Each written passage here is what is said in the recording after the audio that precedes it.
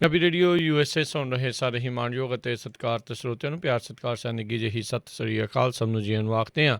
ਸੋ ਤੇ ਪ੍ਰੋਗਰਾਮ ਦੇ ਵਿੱਚ ਆਪ ਸਭ ਦਾ ਨਿੱਘਾ ਸਵਾਗਤ ਹੈ। ਅੱਜ 1 ਦਸੰਬਰ ਦਿਨ ਹੈਗਾ ਜੀ, ਮੰਗਲਵਾਰ। ਆਪਣੇ ਨਾਲ ਜੁੜ ਚੁੱਕੇ ਨੇ ਮਿੰਟੂ ਗੁਰੂਸਰੀਆ ਜੀ। ਮਿੰਟੂ ਜੀ, ਜੀਵਨ ਨੂੰ ਸਵਾਗਤ ਹੈ, ਸਤਿ ਸ੍ਰੀ ਅਕਾਲ।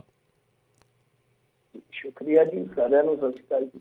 ਸਾਡੇ ਅੱਜ ਦੇ ਪ੍ਰੋਗਰਾਮ ਖਬਰ ਤੇ ਨਜ਼ਰ ਉਸ ਨੂੰ ਸਪਾਂਸਰ ਕਰਦੇ ਨੇ ਖਾਲਸਾ ਇੰਸ਼ੋਰੈਂਸ ਏਜੰਸੀ ਵਾਲੇ, ਜਿਨ੍ਹਾਂ ਦੇ ਕੋਲੋਂ ਤੁਸੀਂ ਹਰ ਇੱਕ ਤਰੀਕੇ ਦੀ ਇੰਸ਼ੋਰੈਂਸ ਕਰਵਾ ਸਕਦੇ ਹੋ। ਇੰਸ਼ੋਰੈਂਸ ਬਾਰੇ ਪਤਾ ਕਰਨ ਲਈ ਕਾਲ ਕਰ ਸਕਦੇ ਹੋ ਨੰਬਰ 408-272-2500 ਦੇ ਉੱਤੇ 4082722500। ਇਸ ਮੌਕੇ covered California health insurance Obama care ਦੀਆਂ ਨਵੀਆਂ ਐਪਲੀਕੇਸ਼ਨਜ਼ ਅਤੇ ਰੀਨਿਊਅਲਸ ਦਾ ਸਮਾਂ ਚੱਲ ਰਿਹਾ ਹੈ। ਉਸ ਦੇ ਬਾਰੇ ਜਾਣਕਾਰੀ ਲਈ ਤੁਸੀਂ ਕਾਲ ਕਰ ਸਕਦੇ ਹੋ ਨੰਬਰ 408-722-7698 ਦੇ ਉੱਤੇ ਅਤੇ 408-272-2500 ਦੇ ਉੱਤੇ। ਇਸ ਦੇ ਨਾਲ ਕ੍ਰਿਸ਼ਨ ਨੋਤਾ ਯੂਨੀਵਰਸਿਟੀ, ਬਲਜਿੰਦਰ ਸਿੰਘ ਨਿੱਜਰ ਵੁੱਡਲੈਂਡ, ਸੁੱਚਾ ਸਿੰਘ ਜਸਕਰਨ ਸਿੰਘ ਔਰ Pratap Singh Fresno, Jarnail Singh Lynnwood Washington, GN tire and lube ਵਾਲੇ, ਜਿਨ੍ਹਾਂ ਦੇ ਕੋਲੋਂ ਤੁਸੀਂ truck wash, oil change, air brake ਦਾ ਕੰਮ ਕਰਵਾ ਸਕਦੇ ਹੋ। ਨਵੇਂ ਪੁਰਾਣੇ ਟਾਇਰ ਵਾਜਿਬ ਕੀਮਤਾਂ 'ਤੇ ਖਰੀਦ ਸਕਦੇ ਹੋ। ਸੈਂਟਾਨੈਲਾ ਮਡੇਰਾ 'ਚ ਲੋਕੇਸ਼ਨ ਨੇ। ਕਾਲ ਕਰ ਸਕਦੇ ਹੋ ਨਿਮਾ ਸੋਤਾ 209-277-0113 West Coast truck driving school Fresno ਵਾਲੇ, ਜਿਹੜੇ ਕਿ ਤੁਹਾਨੂੰ ਟਰੱਕ ਦਾ ਲਾਇਸੈਂਸ ਵਧੀਆ ਸਿਖਲਾਈ ਦੇ ਕੇ ਘੱਟ ਸਮੇਂ 'ਚ ਲੈਣ 'ਚ ਸਹਾਇਤਾ ਕਰਦੇ ਨੇ। ਕਾਲ ਅਜੀਤ ਅਟਵਾਲ 559-374-4541। ਇਹਨਾਂ ਸਾਰਿਆਂ ਦਾ ਧੰਨਵਾਦ। ਜੇਕਰ ਤੁਸੀਂ ਜਾਂ ਕੋਈ ਹੋਰ ਕਾਰੋਬਾਰ ਵੀ ਇਸ ਪ੍ਰੋਗਰਾਮ ਨੂੰ ਸਪਾਂਸਰ ਕਰਨਾ ਚਾਹੁੰਦੇ ਹੋ, ਸੰਪਰਕ ਕਰੋ ਨੰਬਰ 408-722-7698 ਦੇ ਉੱਤੇ। ਮਿੰਟੂ ਜੀ, ਗੱਲਬਾਤ ਦਾ ਸਿਲਸਿਲਾ ਆਪਾਂ ਸ਼ੁਰੂ ਕਰਦੇ ਜਾਈਏ। ਕਹਿੰਦੇ ਕੇਂਦਰ ਨਾਲ ਕਿਸਾਨਾਂ ਦੀ ਮੀਟਿੰਗ ਫੇਰ ਰਹੀ ਬੇਸਿੱਟਾ। ਹਾਂਜੀ, ਦੇਖੋ ਇਹ ਮੀਟਿੰਗ ਜਿਹੜੀ ਆ ਅੱਜ ਬੜਾ ਚਿੰਤਾ ਕਰਦੀ ਨਾ ਕਿ ਚਰਚਿਤ ਵਿਸ਼ਾ ਸੀਗੀ ਅੱਜ ਦਾ ਦਿਨ ਦਾ, ਕਿਉਂਕਿ ਸਵੇਰ ਤੋਂ ਹੀ ਇਹਦੇ ਵਾਸਤੇ ਮਸ਼ਕਾਂ ਸ਼ੁਰੂ ਹੋ ਗਈਆਂ ਸੀਗੀਆਂ। ਕਿਉਂਕਿ ਇਹਨਾਂ ਨੂੰ ਵੈਸੇ ਤੇ ਇਹਨਾਂ ਨੇ ਮੀਟਿੰਗ ਸੱਦੀ ਸੀਗੀ ਕੇਂਦਰ ਵਾਲਿਆਂ ਨੇ, ਪਰ ਕਿਉਂਕਿ ਹਾਲਾਤ ਜਿਹੜੇ ਆ ਦਿੱਲੀ ਦੇ ਵਿੱਚ, ਉਹ ਜੇ ਆਪਾਂ ਵੇਖੀਏ ਤੇ ਪਲੋ ਪਲ ਇਹਨਾਂ ਵਾਸਤੇ ਜਿਹੜੀ ਸਰਕਾਰ ਹੈ ਕੇਂਦਰ ਦੀ, ਉਹਨਾਂ ਵਾਸਤੇ ਬੜੇ ਔਖਿਆਰੇ ਬਣਦੇ ਜਾ ਰਹੇ ਸਨ।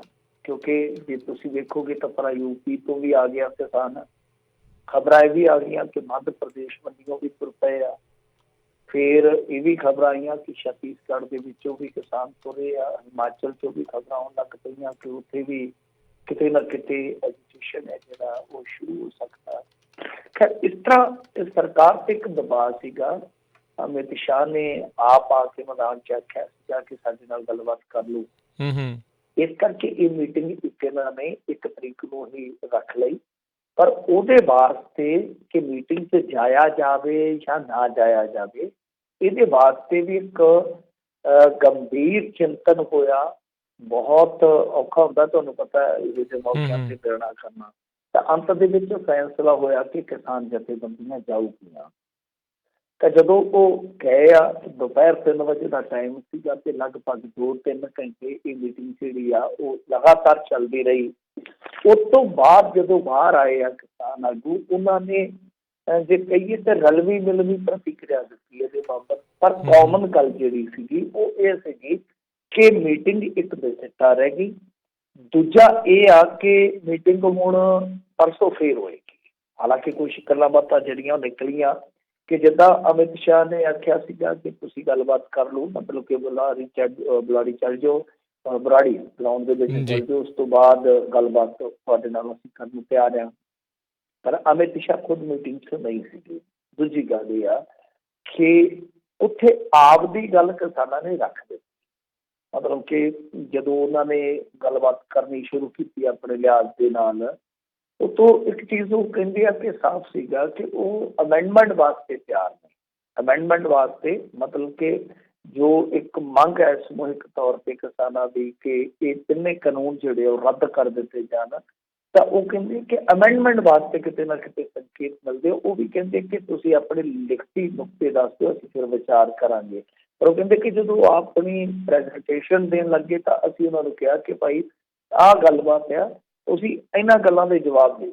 ਤਾਂ ਜਦੋਂ ਅਸੀਂ ਨੁਕਤੇ ਆਪਣੇ ਰੱਖੇ ਤਾਂ ਉਹਨਾਂ ਦੀ ਬੋਲਤੀ ਬੰਦ ਹੋ ਗਈ, ਕਿਉਂਕਿ ਮੀਟਿੰਗ ਦੇ ਵਿੱਚ ਮੰਤਰੀ ਉਹੀ ਸਨ, ਇੱਕ ਖੇਤੀ ਮੰਤਰੀ ਸਨ, ਪਿਊਸ਼ ਗੋਇਲ ਜੀ ਸਨ, ਰੇਲਵੇ ਮਿਨਿਸਟਰ ਸੀ। ਤੇ ਇਸ ਤੋਂ ਇਲਾਵਾ ਵੱਡੀ ਗੱਲ ਇਹ ਹੋਈ ਕਿ ਕਿਸਾਨਾਂ ਨੇ ਉੱਥੇ ਚਾਹ ਤੱਕ ਵੀ ਨਹੀਂ ਪੀਤੀ। ਮਤਲਬ ਕਿ ਜਿਹੜੀ ਦਫ਼ਤਰੀ ਚਾਹ ਹੁੰਦੀ ਆ, ਸਰਕਾਰੀ ਚਾਹ ਕਹਿ ਲਓ, ਕਿ ਚਾਹ ਤੱਕ ਵੀ ਨਹੀਂ ਪੀਤੀ। ਤੇ ਉਹਨਾਂ ਨੇ ਪੁੱਛਿਆ ਕਿ ਪੀ ਲਓ ਯਾਰ ਚਾਹ, ਕਿਉਂ ਨਹੀਂ ਇਹ ਪੀਂਦੇ? ਤੇ ਉਹਨਾਂ ਨੇ ਉਲਟਾ ਆਖਿਆ ਕਿ ਮੈਂ ਕਿਹਾ ਬੜੀ ਤਰ੍ਹਾਂ ਤਰ੍ਹਾਂ ਦੀ ਖੀਰ ਬਣ ਰਹੀ ਉੱਥੇ ਧਰਨੇ ਦੇ ਵਿੱਚ, ਕਾਜੂ ਬਦਾਮ ਪਾਏ ਆ ਤੇ ਬਾਹਰ ਖੁਸ਼ਬੂਆਂ ਆਉਂਦੀਆਂ ਨੇ ਕਿ ਤੁਸੀਂ ਉੱਥੇ ਆਓ, ਤੁਹਾਨੂੰ ਖੀਰ ਖਵਾਉਂਦੇ ਹਾਂ। ਉਹ ਧਰਨੇ ਤੇ ਐਲਾਨ ਕਰੋ ਉੱਥੇ ਆ ਕੇ ਤੇ ਖੀਰ ਖਾਓ, ਸਗੋਂ ਜੀ ਚਾਹ ਨੂੰ ਛੱਡੋ। ਤੇ ਇਹ ਆਪਣੇ ਆਪ ਦੇ ਵਿੱਚ ਇੱਕ ਤੰਜ ਸੀਗਾ ਕਿਸਾਨਾਂ ਦਾ। ਹਾਲਾਂਕਿ ਜਦੋਂ ਬਾਹਰ ਨਿਕਲੇ ਆ, ਨਾਲ ਹਰਜੀਤ ਗਰੇਵਾਲ ਵੀ ਸੀਗਾ ਭਾਰਤੀ ਜਨਤਾ ਪਾਰਟੀ ਵਾਲਾ, ਕਿਉਂਕਿ ਪੰਜਾਬ ਦੇ ਵਿੱਚ ਉਹ ਕਹਿ ਸਕਦੇ ਹਾਂ ਆਲਾ ਨੇਤਾਵਾਂ ਚੋਂ ਇੱਕ ਆ।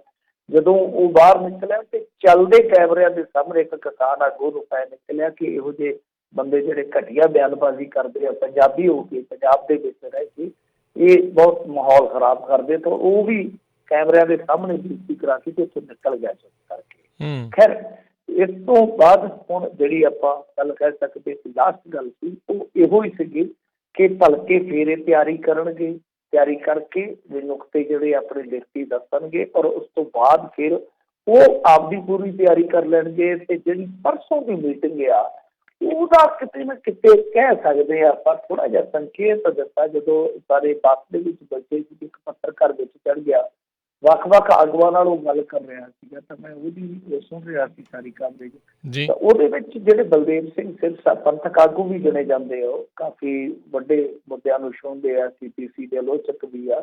ਤਾਂ ਜਿਹੜੇ ਬਲਦੇਵ ਸਿੰਘ ਸਿਰਸਾ ਹੈ, ਉਹ ਕਹਿੰਦੇ ਕਿ ਦੇਖੋ ਪਰਸੋਂ ਹੱਲ ਨਿਕਲਣ ਦੀ ਆਸ ਹੈ। ਉਹਨਾਂ ਨੇ ਇਹ ਸ਼ਬਦ ਇਸਤੇਮਾਲ ਕੀਤਾ, ਮੈਂ ਕੋਟ ਕਰ ਰਿਹਾ। ਪਰ ਨਾਲ ਉਹ ਕਹਿੰਦੇ ਕਿ ਇਹਨਾਂ ਦਿਨਾਂ ਦੇ ਵਿੱਚ, ਕਿਉਂਕਿ ਸਮਾਂ ਹੈ ਕੱਲ ਸਵੇਰ ਤੋਂ ਲੈ ਕੇ ਰਾਤ, ਫਿਰ ਰਾਤ ਤੋਂ ਲੈ ਕੇ ਅਗਲਾ ਦਿਨ, ਤਾਂ ਇਸ ਦਿਨ ਜਾਂ ਇਸ ਰਾਤ ਦੇ ਸਮੇਂ ਦੇ ਦੌਰਾਨ ਕੋਈ ਸਾਜ਼ਿਸ਼ ਹੋ ਸਕਦੀ ਆ। ਇਹ ਉਹਨਾਂ ਨੇ ਆਪਣਾ ਇੱਕ ਤੌਖਲਾ ਜ਼ਾਹਰ ਕੀਤਾ। ਉਹ ਕਹਿੰਦੇ ਕਿ ਨੁਕਸਾਨ ਹੋ ਸਕਦਾ, ਜੇ ਸਾਡੇ ਕਿਸੇ ਮੁੰਡੇ ਦਾ ਨੁਕਸਾਨ ਹੋ ਗਿਆ, ਕੋਈ ਸ਼ਰਾਰਤ ਹੁੰਦੀ ਹੈ, ਸਾਡੇ ਬੱਚੇ ਦਾ ਕਿਸੇ ਦਾ ਜਿਹੜਾ ਪ੍ਰੋਟੈਸਟ ਦੇ ਵਿੱਚ ਸ਼ਾਮਲ ਹੈ, ਤਾਂ ਬਹੁਤ ਔਖਾ ਹੋਏਗਾ।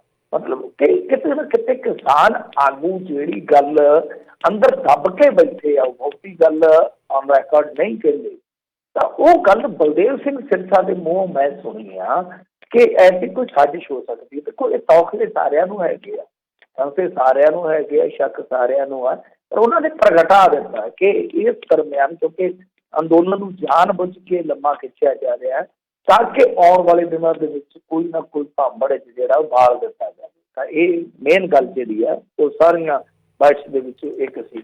ਜੇ ਆਪਾਂ ਇਸ ਤੋਂ ਇਲਾਵਾ ਗੱਲ ਕਰੀਏ ਤਾਂ ਜਿਹੜਾ ਟਿਕਰੀ ਬਾਰਡਰ ਆ, ਉਹਦੇ ਉੱਤੇ ਰੈਪਿਡ ਐਕਸ਼ਨ ਫੋਰਸ ਵੀ ਇਹਨਾਂ ਨੇ ਤਾਇਨਾਤ ਕਰ ਦਿੱਤੀ ਆ, ਕਿਉਂਕਿ ਦੇਖੋ ਉੱਥੇ ਦੋ ਮੇਨ ਬਾਰਡਰ ਨੇ, ਮੈਂ ਤੇ ਹੁਣ ਵੇਖ ਕੇ ਆਇਆ। ਤਾਂ ਇੱਕ ਚੜ੍ਹਦੇ ਵਾਲੇ ਪਾਸੇ ਲਾ ਲਓ ਤੇ ਇੱਕ ਲਹਿੰਦੇ ਵਾਲੇ ਪਾਸੇ ਲਾ ਲਓ ਦਿੱਲੀ ਦੇ ਵਿੱਚ। ਤਾਂ ਜਿਹੜਾ ਲਹਿੰਦੇ ਵਾਲੇ ਪਾਸੇ ਆ ਉਹ ਬਾਦਰਗੜ੍ਹ ਟਿਕਰੀ ਬਾਰਡਰ ਜਿਹਨੂੰ ਕਹਿ ਦਿੰਦੇ ਆ, ਉੱਥੇ ਰੈਪਿਡ ਐਕਸ਼ਨ ਫੋਰਸ ਜਿਹੜੀ ਆ ਉਹ ਤਾਇਨਾਤ ਕਰ ਦਿੱਤੀ ਗਈ ਆ। ਇਹ ਦੇਰ ਸ਼ਾਮ ਦੀ ਗੱਲ ਆ। ਹੁਣ ਜੇ ਆਪਾਂ ਦੇਖੀਏ ਤਾਂ ਇੱਕ ਹੋਰ ਵੀ ਵੱਡੀ ਗੱਲ ਹੈ ਜਿਹੜੀ ਉਹ ਚਰਚਾ ਮੰਗਦੀ ਆ ਕਿ ਅੱਜ ਯੂਪੀ, ਹਰਿਆਣਾ, ਉੱਤਰਾਖੰਡ ਤੇ ਦਿੱਲੀ ਦੇ ਜਿਹੜੇ ਕਿਸਾਨ ਨੁਮਾਇੰਦੇ ਸੀ ਉਹਨਾਂ ਨੂੰ ਸ਼ਾਮ ਨੂੰ ਬੁਲਾਇਆ ਗਿਆ, ਮਤਲਬ ਕਿ ਅੱਡ ਬੁਲਾਇਆ ਗਿਆ, ਕਿਉਂਕਿ ਪੰਜਾਬ ਵਾਲੇ ਜਿਹੜੇ ਸੀਗੇ ਕਿਸਾਨ ਜਥੇਬੰਦੀਆਂ ਦੇ ਆਗੂ, ਉਹਨਾਂ ਨੇ ਕਿਹਾ ਕਿ ਇਹ ਜਿਹੜਾ ਦੇਸ਼ ਵਿਆਪੀ ਅੰਦੋਲਨ ਆ, ਸਾਰੇ ਹੀ ਇਹਦੇ ਵਿੱਚ ਸ਼ਾਮਲ ਆ। ਤਾਂ ਇਹ ਕਰਕੇ ਹੁਣ ਮੀਟਿੰਗ 7 ਵਜੇ ਹੋਈ ਹੈ, ਪਰ ਉਸ ਤੋਂ ਬਾਅਦ ਮੇਰੇ ਖਿਆਲ ਦੇ ਨਾਲ ਇੱਕ ਹੀ ਕਿਤੇ ਨਾ ਕਿਤੇ ਆਪਾਂ ਨੂੰ ਸਟੇਟਮੈਂਟ ਦੇਖਣ ਨੂੰ ਮਿਲੀ ਆ, ਉਹ ਹੈਗੀ ਚੰਦਾ ਸਿੰਘ ਨਾਂ ਦੇ ਕਿਸਾਨ ਆਗੂ ਦੀ, ਜਿਹੜਾ ਇਹਨਾਂ ਦੇ ਵਿੱਚ ਸ਼ਾਮਲ ਸੀਗਾ।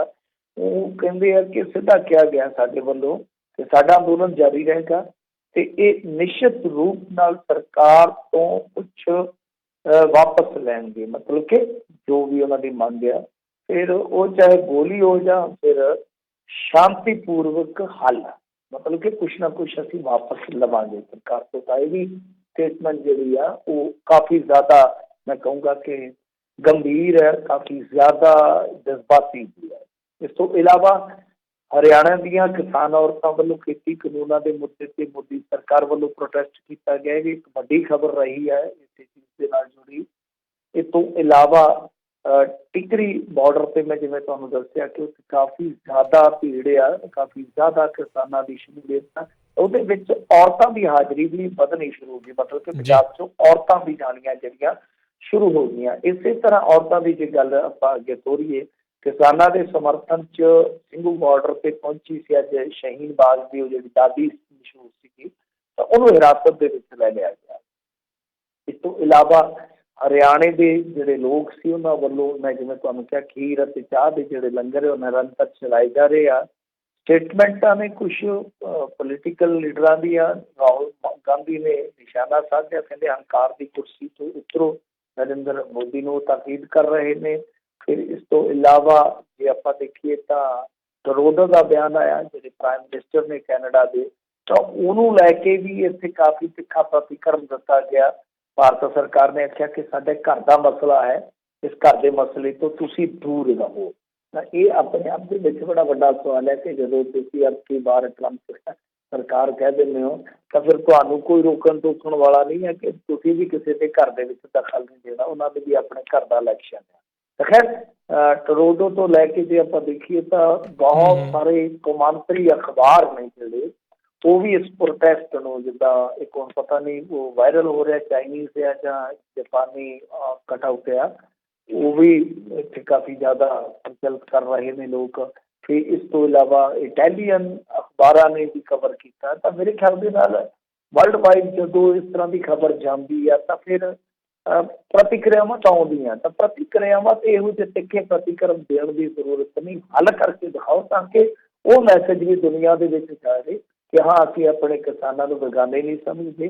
ਜਦੋਂ ਲੋਕਤੰਤਰ ਦੇ ਵਿੱਚ ਲੋਕ ਹੀ ਕਿਸੇ ਕਾਨੂੰਨ ਨੂੰ ਲਾਇਕ ਨਹੀਂ ਕਰਦੇ ਤਾਂ ਅਸੀਂ ਲੋਕਾਂ ਦੀ ਰਾਏ ਤੇ ਭਾਈ ਫੁੱਲ ਚੜਾਉਣ ਨੂੰ ਤਿਆਰ ਹਾਂ। ਜੀ ਜੀ ਜੀ। ਅਗਲੀ ਮਿੰਟੂ ਜੀ ਆਪਾਂ ਜੇ ਗੱਲ ਕਰਦੇ ਜਾਈਏ, ਕਹਿੰਦੇ ਭਾਜਪਾ ਦੇ ਸਾਥੀ ਅੱਖਾਂ ਵਿਖਾਉਣ ਲੱਗੇ ਨੇ। ਇੱਕ ਨਾ ਗਾਣਾ ਸੀਗਾ, ਜੀ ਜੀ ਕਹਿਣ ਵਾਲੇ ਅੱਖੀਆਂ ਵਿਖਾਉਣਗੇ, ਸੋਚਿਆ ਨਹੀਂ ਸੀ ਦਿਨ ਏਦਾਂ ਦੇ ਵੀ ਆਉਣਗੇ। ਤਾਂ ਦਿਨ ਕਦੇ ਕਦੇ ਨਾ ਪੁੱਠੇ ਆ ਜਾਂਦੇ ਆ ਬੰਦੇ ਤੇ। ਤਾਂ ਇਹਨਾਂ ਦੇ ਦਿਨ ਜਿਹੜੇ ਆ ਹੁਣ ਕਹਿ ਲਓ ਕਿ ਸਿਆਸੀ ਤੌਰ ਤੇ ਤਾਂ ਤਕਰੀਬਨ ਪੁੱਠੇ ਹੀ ਲੱਗਦੇ ਆ। ਦੇਖੋ, ਇੱਕ ਤੇ ਇਹ ਆ ਕਿ ਜਿਹੜੇ ਇਹਨਾਂ ਦੇ ਹੈਗੇ ਸੀ ਕਿ ਸੋਮਵੀਰ ਸਾਂਗਵਾਨ, ਅਸਲ ਦੇ ਵਿੱਚ ਉਹ ਪਹਿਲਾਂ ਭਾਰਤੀ ਜਨਤਾ ਪਾਰਟੀ ਦੇ ਹੀ ਵਿਧਾਇਕ ਸੀਗੇ। ਬਾਅਦ ਦੇ ਵਿੱਚ ਉਹਨਾਂ ਨੂੰ ਟਿਕਟ ਨਹੀਂ ਸੀ ਦਿੱਤੀ ਗਈ ਤੇ ਉਹ ਆਜ਼ਾਦ ਲੜੇ। ਉਹ ਬਬੀਤਾ ਪਹਿਲਵਾਨ ਨੂੰ ਉਹਨਾਂ ਨੇ ਹਰਾ ਕੇ ਤੇ ਉਹ ਜਿੱਤੀ ਸੀਗੀ ਸੀਟ। ਉਸ ਤੋਂ ਬਾਅਦ ਫਿਰ ਉਹਨਾਂ ਨੇ ਸਰਕਾਰ ਨੂੰ ਸਮਰਥਨ ਦੇ ਦਿੱਤਾ, ਭਾਰਤੀ ਜਨਤਾ ਪਾਰਟੀ ਨੂੰ। ਤਾਂ ਉਹਨਾਂ ਨੇ ਇਹ ਸਾਥ ਹੈ ਜਿਹੜਾ ਉਹ ਛੱਡ ਦਿੱਤਾ। ਨਾ ਸਿਰਫ ਸਮਰਥਨ ਵਾਪਸ ਲੈ ਲਿਆ ਬਲਕਿ ਚੇਅਰਮੈਨੀ ਜਿਹੜੀ ਦਿੱਤੀ ਸੀਗੀ ਸਰਕਾਰ ਨੇ, ਗੇਮਾਂ ਤੇ ਸਾਰੀਆਂ ਤੁਹਾਨੂੰ ਪਤਾ ਹੀ ਅਹੁਦਿਆਂ ਦੀਆਂ ਹੁੰਦੀਆਂ ਨੇ ਜਦੋਂ ਇਸ ਤਰ੍ਹਾਂ ਦੇ ਰਿਸ਼ਤੇ ਜੁੜਦੇ ਆ ਰਾਜਨੀਤੀ ਦੇ ਵਿੱਚ, ਤਾਂ ਫਿਰ ਉਹ ਉਹਨਾਂ ਨੇ ਮਾਰ ਕੇ ਜਿੱਦਾਂ ਕਹਿ ਲਓ ਕਿ ਠੁੱਡਾ ਐਲਾਨ ਕਰ ਦਿੱਤਾ ਕਿ ਮੈਂ ਵੀ ਦਿੱਲੀ ਨੂੰ ਜਾ ਰਿਹਾ। ਤਾਂ ਅੱਜ ਉਹ ਦਿੱਲੀ ਨੂੰ ਕੂਚ ਕਰਕੇ ਆ। ਉਹ ਕਹਿੰਦੇ ਆ ਕਿ ਜਦ ਤੱਕ ਉੱਥੇ ਮਸਲਾ ਹੱਲ ਨਹੀਂ ਕਰਾਇਆ ਜਾਂਦਾ ਤਦ ਤੱਕ ਅਸੀਂ ਉੱਥੋਂ ਵਾਪਸ ਨਹੀਂ ਆਵਾਂਗੇ। ਤਾਂ ਖਾਪ ਪੰਚਾਇਤਾਂ ਨੇ ਪਹਿਲਾਂ ਐਲਾਨ ਕਰ ਦਿੱਤਾ ਸੀਗਾ। ਇਹਨਾਂ ਦੀ ਆਪਣੀ ਵੀ ਮੇਰੇ ਖਿਆਲ ਦੇ ਨਾਲ ਕਾਫੀ ਵੱਡੀ ਖਾਪ ਪੰਚਾਇਤ ਆ। ਇਸ ਤੋਂ ਇਲਾਵਾ ਜੇ ਆਪਾਂ ਦੇਖੀਏ ਇਹਨਾਂ ਦੇ ਇੱਕ ਹੋਰ ਅਲਾਇੰਸ ਪਾਰਟਨਰ ਨੇ ਵੀ ਇਹਨਾਂ ਨੂੰ ਦਬਕਾ ਲਾਇਆ ਕਿ ਭਾਈ ਸੁਧਰ ਜਾਓ, ਨਹੀਂ ਤੇ ਫਿਰ ਕਹਾਣੀ ਜਿਹੜੀ ਆ ਉਹ ਖਰਾਬ ਹੋ ਜਾਏਗੀ।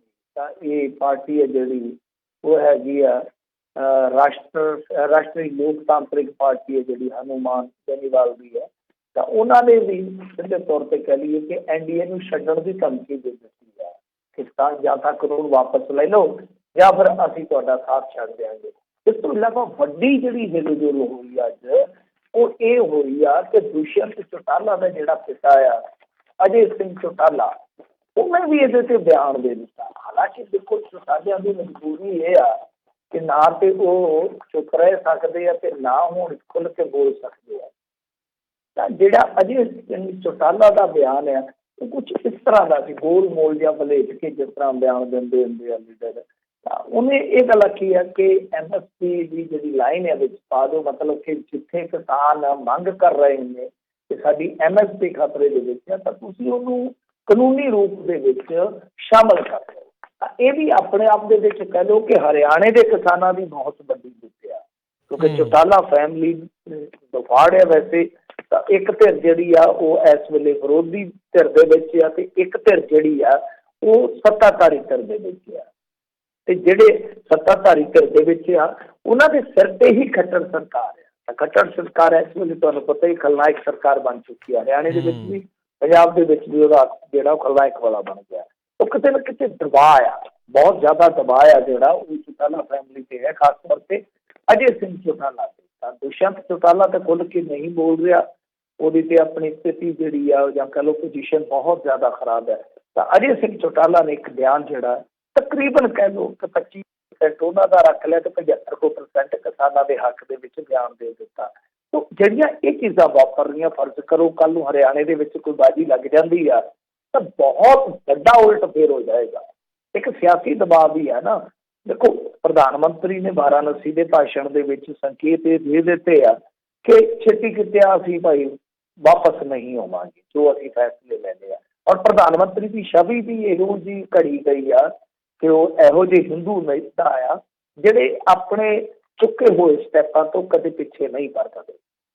ਉਹਨਾਂ ਨੇ ਵਾਰ-ਵਾਰ ਇਸ ਚੀਜ਼ ਦਾ ਜ਼ਿਕਰ ਵੀ ਕੀਤਾ, ਚਾਹੇ 370 ਦਾ ਹੋਵੇ, ਚਾਹੇ ਇਹਨਾਂ ਕਾਨੂੰਨਾਂ ਦਾ ਹੋਵੇ, ਤਾਂ ਉਹ ਤੋਂ ਜਾਪਦਾ। ਔਰ ਵੱਡੀ ਗੱਲ ਇਹ ਆ ਕਿ ਜਿਸ ਤਰ੍ਹਾਂ ਅੰਬਾਨੀ ਹੋਰਾਂ ਦੇ ਚੈਨਲ ਆ, ਤਾਂ ਉਹਨਾਂ ਚੈਨਲਾਂ 'ਤੇ ਪਹਿਲਾਂ ਹੀ ਇਹ ਖਬਰ ਜਿਹੜੀ ਆ ਉਹ ਦਾਅਵਾ ਕਰ ਰਹੇ ਸੀ ਕਿ ਇੱਕ ਸੋਰਸ ਦੇ ਹਵਾਲੇ ਸਾਨੂੰ ਪਤਾ ਲੱਗ ਗਿਆ ਕਿ ਗੱਲ ਸਿਰਫ ਤੇ ਸਿਰਫ ਆ ਹੋਣੀ, ਮਤਲਬ ਕਿ MSP 'ਤੇ ਗੱਲ ਹੋਏਗੀ ਤੇ ਤੁਹਾਡਾ ਕੁਛ ਨਹੀਂ ਵਰਤਿਆ ਜਾਣਾ। ਕਮਾਲ ਦੀ ਗੱਲ ਆ। ਮਤਲਬ ਇਹ ਆ ਕਿ ਇੱਕ ਪਾਸੇ ਜਿਹੜੇ ਮੰਤਰੀ ਆ ਉਹ ਗੱਲ ਕਹਿ ਰਹੇ ਆ, ਦਰਸਾ ਰਹੇ ਆ ਕਿ ਸਭ ਕੁਛ ਜੀ ਅਸੀਂ ਜੋ ਪਲਾਨ ਕੀਤਾ, ਜੋ ਤਰੀਕੇ ਦਾ ਫੈਸਲਾ ਲੈ ਲਿਆ, ਉਹਨੂੰ ਅਸੀਂ ਵਾਪਸ ਨਹੀਂ ਦੇਵਾਂਗੇ। ਦੂਸਰੇ ਪਾਸੇ ਡਰੇ ਵੀ ਪਏ ਆ, ਕਿਤੇ ਨਾ ਕਿਤੇ ਉਹ ਡਰ ਵੀ ਨਜ਼ਰ ਆਉਂਦਾ ਹੈ ਕਿ ਦੇਸ਼ ਵਿਆਪੀ ਇਹ ਅੰਦੋਲਨ ਨਾ ਬਣ ਜਾਵੇ ਜਿਹਦੇ ਵਿੱਚ ਪੋਲੀਟੀਕਲ ਨੁਕਸਾਨ ਬਹੁਤ ਜ਼ਿਆਦਾ ਹੋ ਜਾਵੇ, ਕਿਉਂਕਿ 4 ਸਟੇਟਾਂ ਦੇ ਵਿੱਚ ਇਲੈਕਸ਼ਨ ਤੇ ਹੁਣ ਫੇਰ ਆ ਜਾਣਾ। ਮੇਰੇ ਖਿਆਲ ਦੇ ਨਾਲ 2021 ਦੇ ਵਿੱਚ 4 ਸਟੇਟਾਂ 'ਚ ਇਲੈਕਸ਼ਨ ਆ ਔਰ ਹਰੇਕ ਸਟੇਟ ਦੇ ਵਿੱਚ ਕਿਸਾਨੀ ਵੋਟ ਜਿਹੜੀ ਆ ਉਹ ਕਹਿ ਲਓ ਕਿ ਸੱਤਾ ਪਲਟਾਊ ਸਾਬਤ ਹੋ ਜਾਂਦੀ ਹੈ। ਤਾਂ ਇਸ ਕਰਕੇ ਮੇਰੇ ਖਿਆਲ ਦੇ ਨਾਲ ਜੇ ਹਰਿਆਣੇ ਦੇ ਵਿੱਚ ਬਾਜੀ ਲੱਗ ਜਾਂਦੀ ਆ, ਚੌਟਾਲੇ ਬਹੁਤ ਜ਼ਿਆਦਾ ਦਬਾਅ 'ਚ ਆ ਜਾਂਦੇ ਆ, ਉਹ ਵੀ ਅਲਾਇੰਸ ਪਾਰਟਨਰ ਆਪਣਾ ਜਿਹੜਾ ਛੱਡ ਦਿੰਦੇ ਆ ਭਾਰਤੀ ਜਨਤਾ ਪਾਰਟੀ ਨੂੰ, ਤਾਂ ਬਹੁਤ ਵੱਡਾ ਗੇਮ ਚੇਂਜਰ ਮੂਵ ਹੋ ਜਾਏਗਾ। ਤਾਂ ਇਸ ਤੋਂ ਇਲਾਵਾ ਜੇ ਤੁਸੀਂ ਦੇਖੋਗੇ ਤਾਂ ਅਕਾਲੀ ਦਲ ਝਟਕਾ ਦੇ ਚੁੱਕਾ, ਇਹਨਾਂ ਦੇ ਆਪਣੇ ਵਿਧਾਇਕ ਉਹ ਧਰਨਿਆਂ ਤੇ ਬਹਿ ਚੁੱਕੇ ਆ। ਇੱਥੋਂ ਤਕਰੀਬਨ ਦੋ ਕਿ ਕਿਸਾਨ ਸੰਘ ਆ ਜਿਹੜਾ RSS ਦਾ, ਉਹ ਵੀ ਵਿਰੋਧ ਦੇ ਵਿੱਚ ਆ। ਤਾਂ ਦਬਾਅ ਤੇ ਇੱਕ ਹੈ ਨਰਿੰਦਰ ਮੋਦੀ ਸਰਕਾਰ ਤੇ, ਬੇਸ਼ੱਕ ਥੋੜਾ, ਪਰ ਜਿਵੇਂ ਹੀ ਇਹ ਦਬਾਅ ਵਧਣਾ ਸ਼ੁਰੂ ਹੋ ਜਾਏਗਾ ਤਾਂ ਮੇਰੇ ਖਿਆਲ ਦੇ ਨਾਲ ਹੁਣ ਤੇ ਇੱਕ ਅੱਧੀ ਅਮੈਂਡਮੈਂਟ ਤੇ ਸ਼ਾਇਦ ਇਹ ਮੰਨਣ, ਪਰ ਬਹੁਤ ਜਲਦੀ ਬਹੁਤ ਸਾਰੀਆਂ ਚੀਜ਼ਾਂ ਤੇ ਸਹਿਮਤੀ ਦੇ ਸਕਦੇ ਆ। ਪਰ ਰੌਲਾ ਇਹ ਹੈ ਕਿ ਸਿੱਧੀ ਸਹਿਮਤੀ, ਮੈਂ ਜਿਵੇਂ ਅੱਗੇ ਵੀ ਕਿਹਾ ਸੀਗਾ ਕਿ ਇਹ ਸਰਕਾਰਾਂ ਦਾ ਕਈ ਵਾਰ ਸਿਧਾਂਤਕ ਸਟੈਂਡ ਬਣ ਜਾਂਦਾ ਹੈ। ਉਹ ਪ੍ਰਸ਼ਾਸਨਿਕ ਇੱਕ ਆਪਣੀ ਆਦਤ ਲੈ ਕੇ ਚੱਲਦੇ ਆ ਕਿ ਅਸੀਂ ਆਸਾਨੀ ਦੇ ਨਾਲ ਮੰਗ ਨਹੀਂ ਮੰਨਣੀ। ਉਹ ਫੈਸਲਾ ਜ਼ਰੂਰ ਹੋ ਸਕਦਾ, ਪਰ ਦਬਾਅ ਜੇ ਵਧਿਆ, ਰਾਜਨੀਤਿਕ ਦਬਾਅ ਵਧਿਆ, ਤਾਂ ਉਹ ਬਿਲਕੁਲ ਗੇਮ ਚੇਂਜਰ ਸਾਬਤ ਹੋਏਗਾ। ਜੀ ਜੀ ਬਿਲਕੁਲ। ਤਾਂ ਹੀ ਜਿਹੜੇ ਇਹਨਾਂ ਨੂੰ ਵੀ ਬੋਝ ਕੇ ਜਿਹੜੇ ਪੈਰ ਆ ਉਹ ਪੱਟਣੇ ਪੈਣੇ ਆ ਵੀ ਕੀ ਜਿਹੜੀ ਆਉਣ ਵਾਲੇ ਦਿਨਾਂ ਦੇ ਵਿੱਚ ਸਥਿਤੀ ਜਿਹੜੀ ਬਣੂਗੀ, ਕਿਉਂਕਿ ਮੋਦੀ ਨੂੰ ਹੋਰ ਕੋਈ ਤਾਂ ਹਿਲਾ ਨਹੀਂ ਸਕਿਆ। ਲੱਗਦਾ ਪੰਜਾਬੀਆਂ ਨੇ ਜੜੋਂ ਸ਼ਾਇਦ ਇਸ ਨੂੰ ਪੱਟ ਦੇਣਾ ਹੈਗਾ ਆ। ਕਿਹਾ ਨਹੀਂ ਜਾ ਸਕਦਾ ਹੁੰਦਾ ਵੀ ਇਹ ਜਿਹੜੀ ਚਿਣਗ ਆ ਕਿਸ ਤਰੀਕੇ ਦੇ ਨਾਲ ਪੂਰੇ ਮੁਲਕ ਦੇ ਵਿੱਚ ਫੈਲ ਸਕਦੀ ਆ। ਅਤੇ ਮਿੰਟੂ ਜੀ ਅਗਲੀ ਗੱਲ ਕਰਦੀ ਹੈ, ਕੈਪਟਨ ਨੇ ਕਹਿੰਦੇ ਦਿੱਲੀ ਸਰਕਾਰ ਵੱਲੋਂ ਖੇਤੀ ਕਾਨੂੰਨਾਂ ਨੂੰ ਲਾਗੂ ਕਰਨ ਵਾਲੇ ਨੋਟੀਫਿਕੇਸ਼ਨ ਦੇ ਉੱਤੇ ਹੈਰਾਨੀ ਜਤਾਈ। ਹਾਂਜੀ, ਦੇਖੋ, ਆਮ ਆਦਮੀ ਪਾਰਟੀ ਬਾਰੇ ਅੱਗੇ ਵੀ ਇਹ ਖਬਰਾਂ ਆਈਆਂ ਨੇ ਕਿ ਆਮ ਆਦਮੀ ਪਾਰਟੀ ਵਾਲੇ ਕਹਿੰਦੇ ਕੁਛ ਆ, ਕਰਦੇ ਕੁਛ ਆ, ਖਾਸ ਤੌਰ ਤੇ ਕਿਸਾਨੀ ਦੇ ਮੁੱਦੇ ਤੇ ਇਹਨਾਂ ਦਾ ਸਟੈਂਡ ਜਿਸ ਤਰੀਕੇ ਨਾਲ ਆਪਾਂ ਦੇਖਿਆ ਹੀ ਆ ਬਦਲਦੇ ਆ, ਤਾਂ ਉਹ ਕੰਟਰਾਡਿਕਟਰੀਆਂ ਗੱਲਾਂ ਹੋ ਜਾਂਦੀਆਂ। ਹੁਣ ਇੱਕ ਪਾਸੇ ਤੇ ਅਸੀਂ ਉੱਥੇ ਦੇਖਿਆ ਵੀ ਆ ਇਹਨਾਂ ਦੇ ਬੰਦੇ ਜਿਹੜੇ ਆ ਇਹ ਚੰਗੀ ਉੱਥੇ ਦੇਖਭਾਲ ਵੀ ਕਰ ਰਹੇ ਪ੍ਰਬੰਧਾਂ ਦੀ ਕਿ ਕੋਈ ਕਮੀ ਪੇਸ਼ੀ ਨਾ ਆਵੇ। ਤੇ ਦੂਜੇ ਪਾਸੇ ਖਬਰ ਆ ਗਈ ਅੱਜ ਇਹਨਾਂ ਦੇ ਓਫੀਸ਼ੀਅਲ ਗੈਜਟ ਦੀਆਂ ਕਾਪੀਆਂ ਵੀ ਜਿਹੜੀਆਂ ਉਹ ਵੀ ਵਾਇਰਲ ਹੋ ਗਈਆਂ ਕਿ ਉਹ ਜਿਹੜੇ 3 ਕਾਨੂੰਨ ਇਹਨਾਂ ਨੇ ਪਾਸ ਕੀਤੇ ਆ ਮੋਦੀ ਸਰਕਾਰ ਨੇ, ਤੇ ਉਹਨਾਂ ਦੇ ਵਿੱਚੋਂ ਇੱਕ ਨੂੰ ਨੋਟੀਫਾਈਡ ਕਰ ਦਿੱਤਾ ਗਿਆ। ਇੱਕ ਨੂੰ ਮਤਲਬ ਕਿ ਨੋਟੀਫਾਈਡ ਕਰ ਦਿੱਤਾ ਗਿਆ। ਹੁਣ ਕਿਹੜੇ ਨੂੰ ਕੀਤਾ ਗਿਆ ਪਤਾ ਨਹੀਂ, ਪਰ ਜੇ ਆਪਾਂ ਦੇਖੀਏ ਕਿਸਾਨਾਂ ਦੀ ਨਿਗਾਹ ਦੇ ਵਿੱਚ ਕਿਸਾਨਾਂ ਦੀ ਜਿਹੜੀ ਮੰਗ ਦੀ ਲਿਸਟ ਆ ਉਹਦੇ ਮੁਤਾਬਿਕ ਤਾਂ ਉਹ ਕਹਿ ਰਹੇ ਨੇ ਨਾ ਕਿ ਤਿੰਨੇ ਹੀ ਵਾਪਸ ਕਰੋ। ਤਾਂ ਮਤਲਬ ਕਿ ਕਿਸਾਨ ਨੂੰ ਤਿੰਨੇ ਹੀ ਪ੍ਰਵਾਨ ਨਹੀਂ ਹੈ। ਤਾਂ ਤਿੰਨਾਂ ਦੇ ਵਿੱਚੋਂ ਕੋਈ ਵੀ ਜੇ ਇਸ ਤਰ੍ਹਾਂ ਕੀਤਾ ਜਾਂਦਾ ਤਾਂ ਉਹ ਆਪਣੇ ਆਪ ਦੇ ਵਿੱਚ ਸਵਾਲ ਆ। ਦੂਜੀ ਗੱਲ ਹੈ ਕਿ ਹੁਣ ਕੈਪਟਨ ਅਮਰਿੰਦਰ ਸਿੰਘ ਹੋਰਾਂ ਨੇ ਮੁੱਦਾ ਚੁੱਕ ਲਿਆ।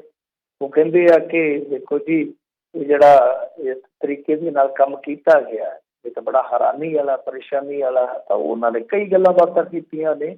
ਉਹ ਕਹਿੰਦੇ ਆ ਕਿ ਪਾਰਟੀ ਸਪਸ਼ਟ ਤੌਰ ਤੇ ਆਪਣੇ ਚੋਣ ਏਜੰਡੇ ਨੂੰ ਅੱਗੇ ਵਧਾਉਣ ਲਈ ਰਾਜਸੀ ਚਾਲਾਂ ਖੇਡਦੀ ਪਈ ਆ। ਪਰ ਇਹਨਾਂ ਦੇ ਇੱਕ ਬੁਲਾਰੇ ਦਾ ਮੈਂ ਸੁਣ ਰਿਹਾ ਸੀਗਾ ਪੱਖ ਇੱਕ ਟੈਲੀਵਿਜ਼ਨ ਚੈਨਲ ਤੇ, ਉਹ ਪ੍ਰਿੰਸੀਪਲ ਬੁੱਧ ਰਾਮ ਚੰਦ ਸ਼ਾਇਦ, ਉਹ ਕਹਿ ਰਹੇ ਸੀਗੇ ਕਿ ਸਭ ਫੇਕ ਹੈ, ਫਾਲਸ ਹੈ, ਮਤਲਬ ਕਿ ਸਾਰੀਆਂ ਚੀਜ਼ਾਂ ਜਿਹੜੀਆਂ ਨੇ ਉਹ ਮਨ ਘੜਤ ਨੇ, ਜਲ ਨੇ, ਫਰਜ਼ੀ ਨੇ। ਪਰ ਜੇ ਤੁਸੀਂ ਵੇਖੋਗੇ ਤਾਂ ਇਹ ਕੱਲ੍ਹ ਦੀਆਂ ਕਾਪੀਆਂ ਜਿਹੜੀਆਂ ਵਾਇਰਲ ਹੋਈਆਂ ਫਿਰਦੀਆਂ ਨੇ, ਹੁਣ ਤੱਕ ਇਹਨਾਂ ਨੇ ਇਸ ਚੀਜ਼ ਨੂੰ ਕੰਡੈਮ ਕਿਉਂ ਨਹੀਂ ਕੀਤਾ?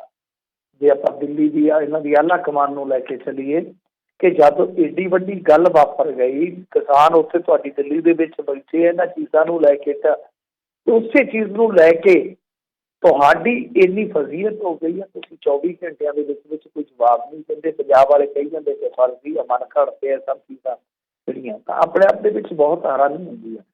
ਜਦੋਂ ਤੱਕ ਇਹ ਚੀਜ਼ ਉੱਧਰੋਂ ਸਾਫ਼ ਨਹੀਂ ਹੁੰਦੀ, ਦੇਖੋ ਖਬਰਾਂ ਲੱਗੀਆਂ ਨੇ, ਅੰਗਰੇਜ਼ੀ ਅਖਬਾਰਾਂ 'ਚ ਵੀ ਲੱਗੀਆਂ ਨੇ, ਆਪਣੇ ਕੁਛ ਪੰਜਾਬੀ ਜਿਹੜੇ ਮੀਡੀਆ ਆਊਟਲੈਟ ਆ ਉਹਨਾਂ ਨੇ ਵੀ ਖਬਰਾਂ ਲਾਈਆਂ ਨੇ ਕਿ ਇਹਨਾਂ ਨੇ ਨੋਟੀਫਾਈ ਕਰ ਦਿੱਤਾ ਹੈ। ਪਰ ਕੈਪਟਨ ਅਮਰਿੰਦਰ ਸਿੰਘ ਜੋ ਇਹ ਗੱਲ ਕਹਿ ਰਹੇ, ਤਾਂ ਕੈਪਟਨ ਅਮਰਿੰਦਰ ਸਿੰਘ ਤੇ ਖੁਦ ਆਮ ਆਦਮੀ ਪਾਰਟੀ ਨੇ ਵੀ ਦੋਸ਼ ਲਾਇਆ ਸੀ, ਤੁਹਾਨੂੰ ਯਾਦ ਹੈ ਨਾ, ਅਮਨ ਅਰੋੜਾ ਨੇ ਕੁਝ ਡਾਕੂਮੈਂਟ ਜਿਹੜੇ ਆ ਉਹ ਇੱਕ ਦਿਨ ਅਸੈਂਬਲੀ ਦੇ ਬਾਹਰ ਜਿਹੜੇ ਆ ਸ਼ਾਇਆ ਕੀਤੇ ਸਨ ਕਿ ਕਿਸ ਤਰ੍ਹਾਂ ਇਹਨਾਂ ਨੇ ਅਬੋਹਰ ਦੇ ਵਿੱਚ ਇੱਕ ਕਿੰਨੂ ਖਰੀਦਦਾਰ ਜਿਹੜੀ ਫਰਮ ਸੀਗੀ ਉਹਨੂੰ ਇਸੇ ਕਾਨੂੰਨ ਦੇ ਤਹਿਤ ਕਰੋੜਾਂ ਰੁਪਏ ਦੀ ਛੋਟ ਦੇ ਦਿੱਤੀ ਹੈ, ਇੱਕ ਦੇਸ਼ ਇੱਕ ਮੰਡੀ ਦੇ ਤਹਿਤ।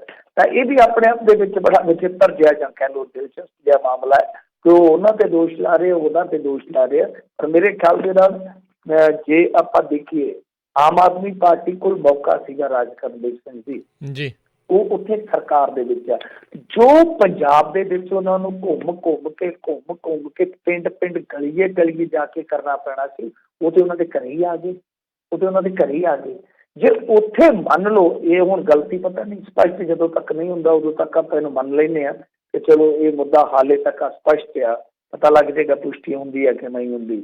ਪਰ ਉਹ ਗਜਟ ਦੀਆਂ ਕਾਪੀਆਂ ਮੈਨੂੰ ਲੱਗਦਾ ਕਿ ਫੇਕ ਨਹੀਂ ਹੈ। ਦੂਜਾ ਇਹਨਾਂ ਦਾ ਹਾਲੇ ਤੱਕ ਬਿਆਨ ਨਹੀਂ ਆਇਆ, ਪਰ ਵੈਸੇ ਜੇ ਸੱਚ ਹੋਇਆ ਤਾਂ ਬਹੁਤ ਫਜ਼ੀਅਤ ਹੋ ਗਈ। ਪਰ ਸੋਚੋ ਜੇ ਇਹੋ ਜਿਹੀਆਂ ਗਲਤੀਆਂ ਕਰਨ ਦੀ ਥਾਂ 'ਤੇ ਉਹ ਜਿਹੜੇ ਲੋਕ ਉੱਥੇ ਗਏ ਆ ਉਹਨਾਂ ਨੂੰ ਖੁਸ਼ ਕਰਦੇ, ਉਹਨਾਂ ਦੇ ਨਾਲ ਰਚਦੇ ਮਿੱਚਦੇ, ਉਹਨਾਂ ਦੀਆਂ ਜੋ ਭਾਵਨਾਵਾਂ ਸੀ ਉਹਨਾਂ ਦੀ ਕਦਰ ਕਰਦੇ, ਔਰ ਮੌਕੇ 'ਤੇ ਉੱਥੇ ਕਿਤੇ ਅਸੈਂਬਲੀ ਦਾ ਇੱਕ ਇਜਲਾਸ ਸੱਦ ਕੇ ਉਹਨਾਂ ਦੇ ਹੱਕ 'ਚ ਆਦਾ ਨਾਅਰਾ ਮਾਰ ਦਿੰਦੇ। ਤਾਂ ਤੁਸੀਂ ਸੋਚੋ ਕਿ ਕਿੰਨਾ ਇਹਨਾਂ ਦਾ ਸਮਾਂ ਬਚਣਾ ਸੀ, ਕਿੰਨਾ ਇਹਨਾਂ ਦਾ ਜ਼ੋਰ ਜਿਹੜਾ ਲੱਗਣਾ ਸੀ ਉਹ ਬਚਣਾ ਸੀ, ਔਰ ਕਿੰਨੀ ਜ਼ਿਆਦਾ ਇਹਨਾਂ ਦੀ ਪੋਪੂਲੈਰਿਟੀ ਹੈ ਜਿਹੜੀ ਉਹ ਲੋਕਾਂ ਦੇ ਵਿੱਚ ਹੋ ਸਕਦੀ ਸੀ। ਤਾਂ ਇਹ ਆਪਣੇ ਆਪ ਦੇ ਵਿੱਚ ਮੈਂ ਸਮਝਦਾ ਕਿ ਜੇ ਇਸ ਤਰ੍ਹਾਂ ਕਰ ਗਏ ਆ ਤਾਂ ਇੱਕ ਬਹੁਤ ਵੱਡਾ ਜਿਹਨੂੰ ਬਲੰਡਰ ਆਪਾਂ ਕਹਿੰਦੇ ਆ ਉਹ ਇਹਨਾਂ ਨੇ ਕੀਤਾ। ਜੀ ਜੀ ਮਿੰਟੂ ਜੀ, ਅਗਲੀ ਗੱਲ ਕਰੀਏ, ਕਹਿੰਦੇ ਪੰਜਾਬ ਵਿੱਚੋਂ ਇਨਾਮ ਵਾਪਸੀ ਮੁਹਿੰਮ ਉੱਠਣ ਲੱਗੀ।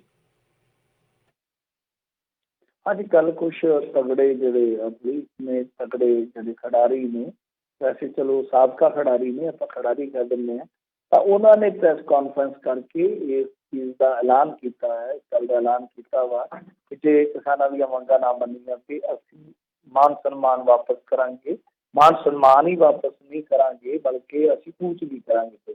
ਤਾਂ ਇਹਦੇ ਵਿੱਚ ਜਿਹੜੇ ਹੈਗੇ ਆ ਮੇਰੇ ਖਿਆਲ ਦੇ ਨਾਲ ਪਦਮ ਸ਼੍ਰੀ ਕਰਤਾਰ ਸਿੰਘ ਪਹਿਲਵਾਨ, ਅਰਜੁਨਾ ਵਾਰਡੀ, ਸੱਜਣ ਸਿੰਘ ਚੀਮਾ ਹੈਗੇ ਆ, ਗੋਲਡਨ ਗਰਲ ਜਿਹੜੇ ਜਾਣੇ ਜਾਂਦੇ ਆ ਬੀਬੀ ਰਾਜਵੀਰ ਕੌਰ, ਓਲੰਪੀਅਨ ਆ ਗੁਰਮੇਲ ਸਿੰਘ, ਸਾਬਕਾ ਕ੍ਰਿਕਟਰ ਕੋਚ ਹੈ ਜਿਹੜੇ ਰਜਿੰਦਰ ਸਿੰਘ, ਇਹ ਸਾਰੇ ਮਤਲਬ ਕਿ ਕਿਸਾਨਾਂ ਦੇ ਹੱਕ ਦੇ ਵਿੱਚ ਡਟੇ ਆ।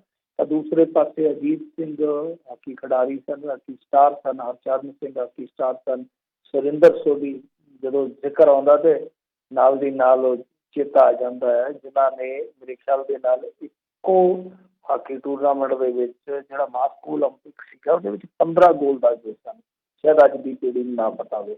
ਸੁਰਿੰਦਰ ਸੋਢੀ, ਮੌਂਟੀ ਪਨੇਸਰ, ਫਿਰ ਜਗਦੀਸ਼ ਸਿੰਘ, ਬਜਰੰਗ ਪੂਨੀਆ, ਇਹੋ ਜਿਹੇ ਵੱਡੇ ਜਿਹੜੇ ਆ ਵੱਡੇ ਖਿਡਾਰੀ ਆ ਜਿਹੜੇ ਰਹੇ ਕਿਸੇ ਜ਼ਮਾਨੇ ਦੇ ਵੱਡੇ ਸਟਾਰ ਕਹਿ ਲਓ, ਉਹ ਵੀ ਕਿਸਾਨਾਂ ਦੇ ਹੱਕ ਦੇ ਵਿੱਚ ਆਏ। ਤਾਂ ਕਿਸਾਨਾਂ ਦਾ ਪੱਖ ਹੈ ਜਿਹੜਾ ਉਹ ਦਿਨੋਂ ਦਿਨ ਮਜ਼ਬੂਤ ਹੋ ਰਿਹਾ, ਤੇ ਨਾ ਸਿਰਫ ਕੌਮਾਂਤਰੀ ਮੀਡੀਆ ਦੀ ਕਵਰੇਜ ਮਿਲ ਰਹੀ ਹੈ ਬਲਕਿ ਟਰੂਡੋ ਵਰਗੇ ਦਾ ਪ੍ਰਤੀਕਰਮ ਆ ਜਾਣਾ, ਔਰ ਉਸ ਤੋਂ ਬਾਅਦ ਇਹੋ ਜਿਹੇ ਜਿਹੜੇ ਨਾਮਚੀਨ ਲੋਕ ਆ ਉਹਨਾਂ ਦਾ ਤੁਹਾਡੇ ਹੱਕ 'ਚ ਖੜ ਜਾਣਾ ਕਿਤੇ ਨਾ ਕਿਤੇ ਮੈਂ ਸਮਝਦਾ ਕਿ ਹੌਸਲੇ ਵਾਸਤੇ ਤੇ ਬਹੁਤ ਇਹ ਰਾਮਬਾਣ ਆ। ਜੀ ਜੀ ਬਿਲਕੁਲ, ਅਜਿਹੇ ਮੌਕਿਆਂ ਦੇ ਉੱਤੇ ਇੱਦਾਂ ਦੀਆਂ ਗੱਲਾਂ ਜਿਹੜੀਆਂ ਉਹ ਚੱਲਦੀਆਂ ਆ, ਹੁੰਦੀਆਂ ਨੇ। ਅਤੇ ਆਪਾਂ ਦੇਖਿਆ ਸੀ ਪਹਿਲੇ ਕਾਰਜਕਾਲ ਦੇ ਦੌਰਾਨ ਮੋਦੀ ਦੇ ਉਦੋਂ ਵੀ ਬਹੁਤ ਸਾਰੇ ਜਿਹੜੇ ਵਾਰਡ ਵਾਪਸੀਆਂ ਜਿਹੜੀਆਂ ਆ ਉਹ ਹੋਈਆਂ ਸੀਗੀਆਂ। ਸੋ ਸਟੈਂਡ ਜਿਹੜਾ ਉਹ ਸਾਰੇ ਜਾਣੇ ਲੈ ਰਹੇ ਨੇ ਅਤੇ ਬਿਲਕੁਲ ਇਹ ਚਾਹੀਦਾ ਆ ਵੀ ਹੁਣ ਸਾਰੇ ਜਾਣੇ ਨਾਲ ਖੜ੍ਹਨ। ਅਤੇ ਇੱਕ ਜਿਹੜੀ ਮੈਂ ਚੀਜ਼ ਜ਼ਰੂਰ ਦੇਖ ਰਿਹਾ ਸੀ, ਅੱਜ ਵੀ ਕੈਲੀਫੋਰਨੀਆ ਦੇ ਟਾਈਮ ਰਾਤ ਜਿਹੜਾ ਜੀ 7 ਵਜੇ ਤੋਂ ਰਾਤ 11 ਵਜੇ ਤੱਕ ਜਿੰਨੇ ਵੀ ਸਾਡੇ ਜਿਹੜੇ ਸਰੋਤੇ ਸੁਣ ਰਹੇ ਨੇ, ਦੇਖ ਰਹੇ ਨੇ, ਜਿਹੜੇ ਫੇਸਬੁੱਕ, ਯੂਟਿਊਬ, ਸੋਸ਼ਲ ਮੀਡੀਆ ਨੂੰ ਖਾਸ ਕਰਕੇ ਜਿਹੜਾ ਉਹ ਯੂਜ਼ ਕਰਦੇ ਨੇ, ਅੱਜ ਸਾਰੇ ਜਾਣਿਆਂ ਨੇ ਰਾਤ 7 ਤੋਂ 11 ਵਜੇ ਤੱਕ ਫਿਰ ਹੈਸ਼ਟੈਗ ਫਾਰਮਰ ਪ੍ਰੋਟੈਸਟ ਕਰਕੇ ਆਪੋ ਆਪਣਾ ਜਿਹੜੇ ਵਿਚਾਰ ਅਤੇ ਆਪੋ ਆਪਣੀ ਜਿਹੜੀ ਸਪੋਰਟ ਆ ਸੋਸ਼ਲ ਮੀਡੀਆ ਦੇ ਜ਼ਰੀਏ ਵੀ ਜਿਹੜੀ ਉਹ ਘੱਲਣੀ ਆ।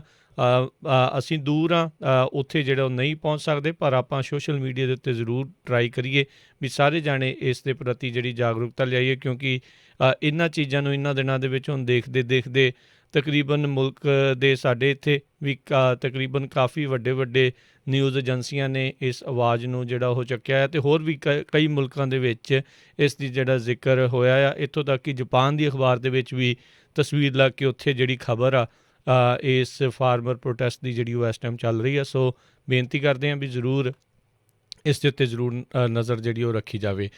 ਅਤੇ ਮਿੰਟੂ ਜੀ, ਇੱਕ ਜਿਹੜੀ ਗੱਲ ਮੈਂ ਹੋਰ ਕਰਨਾ ਚਾਹੁੰਦੀ ਹਾਂ, ਰਾਈਟ ਨਾਓ ਫਾਰਮਰ ਪ੍ਰੋਟੈਸਟ ਦੇ ਨਾਂ ਦੇ ਉੱਤੇ ਬਾਹਰ ਬੈਠੇ ਮੁਲਕਾਂ ਦੇ ਵਿੱਚ ਕਈ ਜਿਹੜੇ ਆ ਉਹ ਲੋਕ ਇੱਕ ਹਿਸਾਬ ਦੇ ਨਾਲ ਇਹਨਾਂ ਦੇ ਨਾਂ ਦੇ ਉੱਤੇ ਜਿਹੜੇ ਡਾਲਰ ਆ ਉਹ ਇਕੱਠੇ ਕਰਨਾ ਸ਼ੁਰੂ ਕਰ ਚੁੱਕੇ ਆ। ਕੀ ਉੱਥੋਂ ਅਜਿਹੀ ਕੋਈ ਮੰਗ ਉੱਠ ਰਹੀ ਆ, ਕੋਈ ਹੈਗੀ ਆ, ਕਿਸੇ ਨੇ ਕਿਹਾ ਆ ਉੱਥੋਂ ਦੇ ਫਾਰਮਰ ਜਾਂ ਉੱਥੋਂ ਦੇ ਜਿਹੜੇ ਇਸ ਟਾਈਮ ਸੰਘਰਸ਼ ਕਰ ਰਹੇ ਆ ਵੀ ਸਾਨੂੰ ਜਿਹੜੀ ਇੱਦਾਂ ਮਾਇਕ ਸਹਾਇਤਾ ਦੀ ਜਿਹੜੀ ਜ਼ਰੂਰਤ ਹੈਗੀ ਹੈ ਜਾਂ ਉਹਨਾਂ ਨੇ ਮੰਗੇ ਆ ਇਸ ਤਰੀਕੇ ਨਾਲ?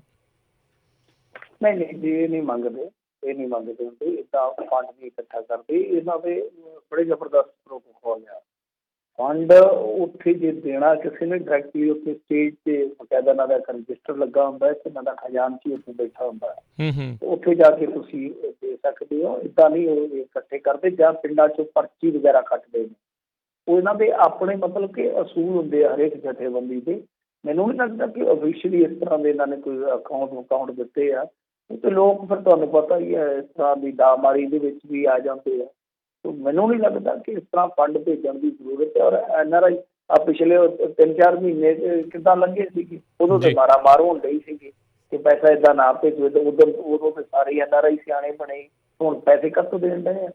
ਤਾਂ ਤੁਸੀਂ ਥੋੜ੍ਹਾ ਜਿਹਾ ਸੋਚ ਲਓ ਨਾ, ਵਿਚਾਰ ਲਓ ਇਸ ਚੀਜ਼ ਬਾਬਤ। ਆਪਣੇ ਪਿੰਡ 'ਚ ਗੱਲ ਕਰ ਲਓ, ਹਰੇਕ ਪਿੰਡ ਦੇ ਵਿੱਚੋਂ ਤਾਂ ਬੰਦਾ ਜਾਣ ਡਿਆ, ਉਹਨੂੰ ਕਹਿੰਦੇ ਲੈ ਫਲਾਣਾ ਪਿਆ ਤੇਰੇ ਖਾਤੇ 'ਚ ਮੈਂ ਲੱਗਾ ਪਾਉਣ, ਅਤੇ ਉੱਥੇ ਜਾ ਕੇ ਫਲਾਣੇ ਆਗੂ ਨੂੰ ਫੜਾ ਦੀ ਅਤੇ ਮੇਰੀ ਗੱਲ ਕਰਾ ਦੀ। ਸਿੱਧੀ ਕੋਈ ਗੱਲ ਹੈ, ਕੋਈ ਫਰਕ ਨਹੀਂ ਪੈਣ ਲੱਗਾ। ਇਹਦੇ 'ਚ ਕੀ ਆ? ਦਿੱਲੀ 'ਚ ਹੁਣ ਜਾਂਦਾ ਹੀ ਤੇ ਹਰੇਕ ਪਿੰਡ ਦੇ ਵਿੱਚੋਂ ਕੋਈ ਨਾ ਕੋਈ ਬੰਦਾ ਜਾਂਦਾ ਪਿਆ। ਭੇਜਣਾ ਸਿੱਧਾ ਪੈਸਾ ਭੇਜੋ, ਰਸਦ ਪਾਣੀ ਭੇਜੋ। ਰਸਦ ਪਾਣੀ ਤੋਂ ਭਾਵ ਕੀ ਆ? ਜ਼ਰੂਰਤ ਉੱਥੇ ਕਿਸ ਗੱਲ ਦੀ ਆ? ਰੋਟੀ ਲੰਗਰ ਵਾਧੂ ਉੱਥੇ, ਕਿਸੇ ਚੀਜ਼ ਦੀ ਥੋੜ੍ਹੀ ਹੈ ਨਹੀਂ ਗੀ। ਸਗੋਂ ਇਹਨਾਂ ਚੀਜ਼ਾਂ ਦੀ ਜ਼ਰੂਰਤ ਹੈ। ਟੂਥਪੇਸਟ ਕੱਲੋ, ਬਰੱਸ਼ ਕੱਲੋ, ਸਾਬਣ ਕੱਲੋ, ਤੇਲ ਕੱਲੋ, ਤੌਲੀਏ ਕੱਲੋ, ਉਹਨਾਂ ਵਾਸਤੇ ਬਿਸਕੁਟ ਕੱਲੋ। ਕਈ ਬਜ਼ੁਰਗਾਂ ਦੇ ਦੰਦ ਨਹੀਂ ਹੈਗੇ, ਮੈਂ ਉੱਥੇ ਦੇਖੇ ਆਪ। ਅਸੀਂ ਪਤਾ ਨਹੀਂ ਕਿ ਕਿੱਧਰ ਤੁਰ ਪੈਂਦੇ ਹਾਂ। ਲੰਗਰ ਇੱਕ ਵਾਰੀ ਪਕਾ ਲਿਆ, ਉਹ 4 ਘੰਟੇ ਬਹਿਆ ਹੋ ਗਿਆ, ਖਰਾਬ ਹੋ ਜਾਣਾ, ਵੇਸਟ ਜਾਣਾ। ਲੰਗਰ ਉੱਥੇ ਪਕਾਈ ਦੇ ਦੇਣਾ, ਅਤੇ ਉੱਥੇ ਬਿਸਕੁਟ ਆ, ਰਸ ਆ, ਜਾਂ ਇਹੋ ਜਿਹੀਆਂ ਚੀਜ਼ਾਂ ਨੇ ਜਿਹੜੀਆਂ ਉਹ ਖਰਾਬ ਨਹੀਂ ਹੁੰਦੀਆਂ, ਜਦੋਂ ਮਰਜ਼ੀ ਚਾਹ ਨਾਲ ਕੋਈ ਰੋਕ ਕੇ ਖਾ ਸਕਦਾ। ਜੀ ਜੀ ਬਿਲਕੁਲ। ਸੋ ਹਰ ਇੱਕ ਜਾਣਾ ਅਸੀਂ ਅੱਜ ਸਾਡੇ ਪਿੰਡੋਂ ਬਾਬੇ ਨੇ, ਸਾਡੇ ਇੱਥੇ ਕਾਰ ਸੇਵਾ ਵਾਲੇ, ਬਹੁਤ ਤਕੜਾ ਗੁਰਦੁਆਰਾ ਮੇਰੇ ਪਿੰਡ। ਸਾਡੇ ਪਿੰਡੋਂ ਅਸੀਂ ਹਰੇਕ ਥਾਂ 'ਤੇ ਹੀ ਸਾਡੇ ਪਿੰਡੋਂ ਜਾਂਦਾ ਲੰਗਰ, ਜਿੱਥੇ ਕਿਤੇ ਹੁੰਦਾ ਐਜੂਕੇਸ਼ਨ ਵਗੈਰਾ। ਤਾਂ ਉਹ ਅਸੀਂ ਉੱਥੇ ਆਹੀ ਚੀਜ਼ਾਂ ਘੱਲੀਆਂ ਜਿਹੜੀਆਂ ਮੈਂ ਤੁਹਾਨੂੰ ਦੱਸੀ ਕਿ ਆਹ ਚੀਜ਼ਾਂ ਦੀ ਜ਼ਰੂਰਤ ਹੈ। ਰੋਟੀ ਪਾਣੀ ਉੱਥੇ ਵਾਧੂ। ਹਰਿਆਣੇ ਵਾਲੇ ਤਾਂ ਉੱਥੇ ਲੱਸੀ ਪਈ ਜਾਂਦੇ ਵਾਧੂ, ਡਰਮਾਂ ਦੇ ਡਰਮ ਤੜਕੇ ਲੱਸੀ ਲੈ ਆਉਂਦੇ ਆ। ਉਹਨਾਂ ਨੂੰ ਜ਼ਰੂਰਤ ਹੁੰਦੀ ਹੈ, ਤੁਹਾਨੂੰ ਪਤਾ ਹੀ ਹੈ। ਜਿਹੜਾ ਉੱਥੇ ਬੈਠਾ ਧਰਨੇ 'ਤੇ ਵਿੱਚੋਂ ਇੱਦਾਂ ਦੇ ਵੀ ਹੁੰਦੇ ਜਿਹੜੇ ਸ਼ਾਮ ਨੂੰ ਖਾਣ ਪੀਣ ਵਾਲੇ ਵੀ, ਉਹਨਾਂ ਵਾਸਤੇ ਲੱਸੀ ਵੀ ਲੈ ਆਉਂਦੇ ਆ। ਗੱਲ ਇਹ ਆ ਕਿ ਸਾਰੇ ਉੱਥੇ ਇੱਕੋ ਜਿਹੇ ਨਹੀਂ ਹੈਗੇ ਬੰਦੇ, ਮੈਂ ਸਾਰਿਆਂ ਦੀ ਗੱਲ ਨਹੀਂ ਕਰ ਰਿਹਾ, ਪਰ ਸਾਰਿਆਂ ਨੂੰ ਹਰੇਕ ਤਰ੍ਹਾਂ ਦੀ ਚੀਜ਼ ਜਿਹੜੀ ਮੁਹੱਈਆ ਹੋ ਰਹੀ ਹੈ। ਖਾਲਸਾ ਐਡ ਵਾਲੇ ਉੱਥੇ ਮੈਂ ਦੇਖਿਆ ਪਾਣੀ, ਜਿਹੜਾ ਮਿਨਰਲ ਪਾਣੀ ਆ, ਇਹ ਦੇ ਰਹੇ ਸੀਗੇ ਕਿਸਾਨਾਂ ਨੂੰ। ਇੱਦਾਂ ਦੀਆਂ ਚੀਜ਼ਾਂ ਹੈਗੀਆਂ। ਤਾਂ ਡਾਇਰੈਕਟਲੀ ਫੰਡ ਦੀ ਜ਼ਰੂਰਤ ਹੀ ਨਹੀਂ ਹੈਗੀ। ਜਦੋਂ ਜੋ ਉਹਨਾਂ ਦਾ ਜਿਹੜਾ ਖਰਚਾ ਵਰਚਾ ਚੱਲਦਾ ਜਥੇਬੰਦੀਆਂ ਦਾ, ਉਹ ਲੈ ਰਹੇ ਨੇ। ਪਤਾ ਨਹੀਂ ਹੁਣ ਕੀ ਮਾਜਰਾ, ਮੈਨੂੰ ਤਾਂ ਪਤਾ ਨਹੀਂ। ਸ਼ਿਕਾਇਤ ਵਗੈਰਾ ਕਰਨੀ ਚਾਹੀਦੀ ਹੈ ਜਿੱਥੇ। ਬਿਲਕੁਲ, ਕਿਉਂਕਿ ਇਹਨਾਂ ਦੇ ਨਾਂ ਦੇ ਉੱਤੇ ਆਲਰੇਡੀ ਜਿਹੜੇ ਹਜ਼ਾਰਾਂ ਹੀ ਡਾਲਰ ਜਿਹੜੇ ਆ ਉਹ ਇਕੱਤਰ ਹੋ ਰਹੇ, ਕਿਉਂਕਿ ਗੋ ਫੰਡ ਮੀ ਦੇ ਉੱਤੇ ਅੱਜ ਕੱਲ੍ਹ ਜਿਹੜਾ ਮਰਜ਼ੀ ਜਾ ਕੇ ਅਕਾਊਂਟ ਜਿਹੜਾ ਉਹ ਬਣਾ ਦਿੰਦਾ, ਆਖੇ ਜੀ ਇਹਨਾਂ ਨੂੰ ਜਿਹੜੀ ਉਹ ਜ਼ਰੂਰਤ ਆ। ਲੋਕ ਭਾਵੁਕ ਹੋ ਜਾਂਦੇ ਨੇ ਅਤੇ ਫਿਰ ਨਾਲ ਦੇ ਨਾਲ ਜਿਹੜੇ ਆ ਉਹ ਇਸ ਚੀਜ਼ ਨੂੰ ਦੇਖਦੇ ਹੋਏ ਉਹ ਡਾਲਰ ਜਿਹੜੇ ਆ ਜਾਂ ਪਾਊਂਡ ਆ ਜਾਂ ਜਿੱਥੇ ਜਿੱਥੇ ਵੀ ਤੁਸੀਂ ਰਹਿੰਦੇ ਆ ਉਹ ਦੇ ਜਾਂਦੇ ਨੇ। ਸੋ ਬਿਹਤਰ ਇਹੀ ਆ ਵੀ ਆਪੋ ਆਪਣੇ ਪਿੰਡਾਂ ਤੋਂ ਆਏ ਆ, ਪਿੰਡਾਂ ਦੇ ਵਿੱਚ ਕੋਈ ਨਾ ਕੋਈ ਜਿਹੜਾ ਵੀ ਤੁਹਾਨੂੰ ਇਮਾਨਦਾਰ ਬੰਦਾ ਲੱਗਦਾ ਆ ਉਹਨਾਂ ਦੇ ਜ਼ਰੀਏ ਤੁਸੀਂ ਆਪਣੀ ਮਦਦ ਜਿਹੜੀ ਆ ਉਹ ਪਹੁੰਚਾਉਣ ਦੀ ਕੋਸ਼ਿਸ਼ ਕਰੋ। ਡਾਇਰੈਕਟ ਜਿਹੜਾ ਉਹ ਲਿੰਕ ਤੁਸੀਂ ਜਿਹੜੇ ਸੰਘਰਸ਼ ਵਾਲੇ ਕਰ ਰਹੇ ਆ ਉਹਨਾਂ ਦੇ ਨਾਲ ਕਰੋ। ਨੋ ਡਾਊਟ ਅਜਿਹੇ ਮੌਕੇ ਦੇ ਉੱਤੇ ਜਿਹੜੇ ਕਈ ਲੋਕ ਵਗਦੀ ਗੰਗਾ 'ਚ ਜਿੱਦਾਂ ਕਹਿੰਦੇ ਆ ਵੀ ਹੱਥ ਧੋ ਜਾਂਦੇ, ਸਾਫ਼ ਕਰ ਜਾਂਦੇ ਨੇ। ਸੋ ਇਹ ਧਿਆਨ ਰੱਖਣ ਦੀ ਜਿਹੜੀ ਜ਼ਰੂਰਤ ਆ, ਭਾਵੁਕ ਹੈਗੇ ਆ ਸਾਰੇ ਜਾਣੇ, ਪਰ ਇਹ ਆ ਵੀ ਨਾਲ ਦੇ ਨਾਲ ਧਿਆਨ ਰੱਖਣ ਦੀ ਵੀ ਬਹੁਤ ਜ਼ਿਆਦਾ ਜਿਹੜੀ ਉਹ ਜ਼ਰੂਰਤ ਹੈਗੀ ਆ। ਸੋ ਇਹ ਜਿਹੜਾ ਪੈਸਾ ਜਿਹੜਾ ਇਕੱਠਾ ਕਰ ਰਹੇ ਨੇ ਇਹਦੀ ਤੁਸੀਂ ਸ਼ਿਕਾਇਤ ਵੀ ਜਿਹੜੀ ਆ ਗੋ ਫੰਡ ਮੀ ਵਾਲਿਆਂ ਨੂੰ ਕਰ ਸਕਦੇ ਆ ਵੀ ਇਹਨਾਂ ਦਾ ਡਾਇਰੈਕਟ ਕੋਈ ਅਧਿਕਾਰਤ ਲਿੰਕ ਨਹੀਂ ਹੈਗਾ, ਇਹ ਧੱਕੇ ਦੇ ਨਾਲ ਆਪਣੇ ਜਿਹੜੇ ਆ ਫਾਇਦੇ ਦੇ ਲਈ ਜਿਹੜੇ ਉੱਥੇ ਡਾਲਰ ਇਕੱਠੇ ਕਰ ਰਹੇ ਹੋਣਗੇ। ਅਤੇ ਮਿੰਟੂ ਜੀ ਬਹੁਤ ਬਹੁਤ ਤੁਹਾਡਾ ਧੰਨਵਾਦ ਕਰਦੇ ਹਾਂ। ਕੱਲ੍ਹ ਨੂੰ ਫਿਰ ਮਿਲਦੇ ਹਾਂ ਜੀ ਹੋਰ ਅਪਡੇਟਸ ਦੇ ਨਾਲ। ਮਿਹਰਬਾਨੀ, ਸ਼ੁਕਰੀਆ, ਸਤਿ ਸ਼੍ਰੀ ਅਕਾਲ। ਅਤੇ ਸਰੋਤਿਓ ਇੱਥੇ ਹੀ ਸਾਡਾ ਅੱਜ ਦਾ ਪ੍ਰੋਗਰਾਮ ਸਮਾਪਤ ਹੈ। ਮਿਲਦੇ ਹਾਂ ਅਗਲੀ ਵਾਰ ਤੱਕ ਲਈ ਮੇਰੇ ਵੱਲੋਂ ਵੀ ਤੁਹਾਨੂੰ ਸਭ ਨੂੰ ਪਿਆਰ ਸਤਿਕਾਰ ਸਨੇਹ ਕੀ ਜੀ, ਸਤਿ ਸ਼੍ਰੀ ਅਕਾਲ। ਸੁਣਦੇ ਰਹੋ ਪੰਜਾਬੀ ਰੇਡੀਓ USA।